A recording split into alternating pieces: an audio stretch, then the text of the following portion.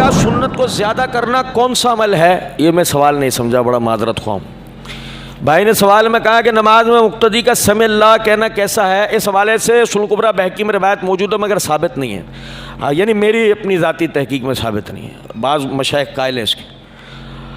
ایک بھائی نے سوال کیا کہ حضرت علی رضی اللہ تعالیٰ عنہ کو مولا کہنا کیسا ہے؟ بھائی حدیث میں الفاظ من کنت مولا فہذا علی مولا، جس کا میں مولا ہوں اس کا علی مولا ہے۔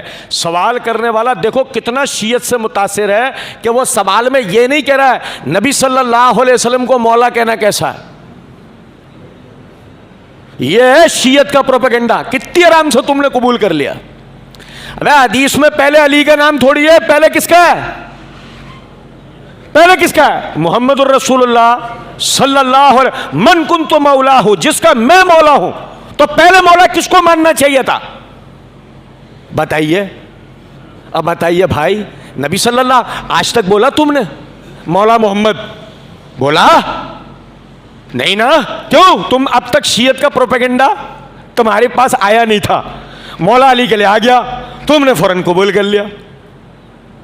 اور سنو مزے کی بات، صحیح بخاری کے اندر حدیث ہے، تو میں بتاؤں شیعت کا پروپیگنڈا کتنا خطرناک ہوتا ہے۔ صحیح بخاری کے اندر حدیث ہے، زید بن حارثہ رضی اللہ تعالیٰ عنہ کو مخاطب کر کے نبی صلی اللہ علیہ وسلم نے فرمایا، اور کس کے مقابلے میں کہا، کس کے ساتھ کہا؟ مشہور حدیث ہے، آدھی پڑھتے ہو آدھی چھوڑ دیتے ہو۔ تمہیں سنانے والا بھی آدھی سناتا ہے آدھی چھوڑ دیتا ہے، کون سا؟ ہمارا والا نہیں، مولائی۔ سمجھ گئے؟ مولائی سمجھ گئے؟ ہاں، مولائی 2 نمبر ہوتے ہیں، اصلی والے نہیں ہوتے ہیں، مولائی ہمیشہ 2 نمبر ہوگا۔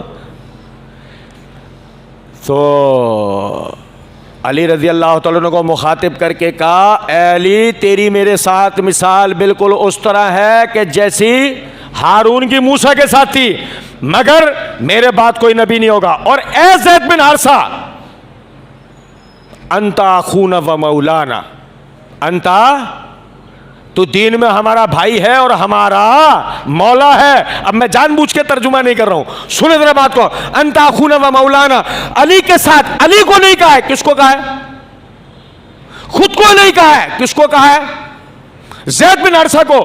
اب سمجھو ذرا بات کو، آج تک تم نے کسی آدمی کو مولا زید بن حارثہ کہتے سنا ہے؟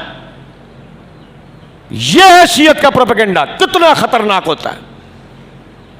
اب میرے بھائی سمجھو ذرا نقطے کو، علی کا ذکر کیا، کہہ دی اس کی فضیلت، علی کی فضیلت بتا دی۔ زید بن حارثہ کی باری آئی تو مولا کس کو کہا ہے؟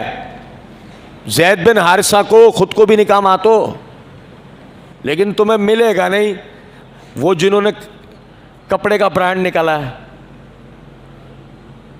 وہ کہنے لگے اپنی تقریر میں، بھائی میں نے تو جب سے یہ حدیث سنی ہے میں تو مولا علی کہتا ہوں۔ ہم نے جواب دیتے ہوئے کہا، تم نے یہ حدیث سن کے مولا علی نہیں کہا ہے، تم نے فون کال کے بعد کہا ہے۔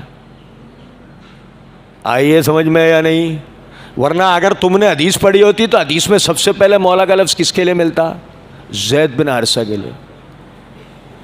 حدیث پڑھنے والا اصل طالب علم۔ اور جبکہ اس بات کو سمجھو، مولا بمعنی دوست کے ہے، مولا بمعنی دوست کے ہے۔ اور صحیح حدیث کے اندر یہ الفاظ ہیں کہ نبی صلی اللہ علیہ وسلم نے فرمایا آخری وقت میں، اگر میں اپنا حقیقی دوست کسی کو بناتا تو ابو بکر کو بناتا۔ لہذا اب ان معنوں میں دوستی کا بھی کوئی موازنہ نہیں بچا۔ جب نہیں بچا تو یہی بجائے اہل سنت کبھی بھی مولا علی کا لفظ استعمال نہیں کرتے تھے اس وقت تک جب تک شیعت کے پروپیگنڈے کی گندی الٹیاں ہمارے لوگوں کو نہیں لگی تھی۔ تو مولا علی کہنا جائز نہیں ہے، ٹھیک ہے، یعنی اہل سنت کا طریقہ نہیں۔ بھائی نے لکھا